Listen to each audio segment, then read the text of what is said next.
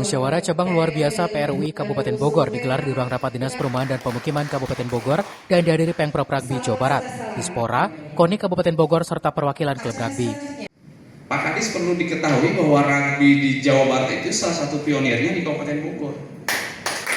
Jadi era lamun Kabupaten Bogor udah juara gitu kan. Ketua Pengprov Rugby Jawa Barat menyebut musyablub digelar untuk mengisi kekosongan kepengurusan agar pembinaan organisasi dan prestasi atlet dapat berjalan optimal.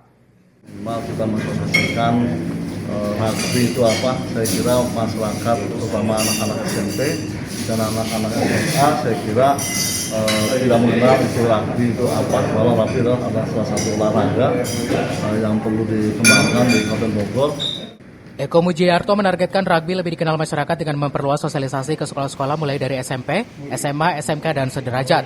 Langkah ini diharapkan mampu melahirkan atlet berprestasi yang mengharumkan nama Kabupaten Bogor. Dari Kabupaten Bogor, Cepi Suryadi melaporkan.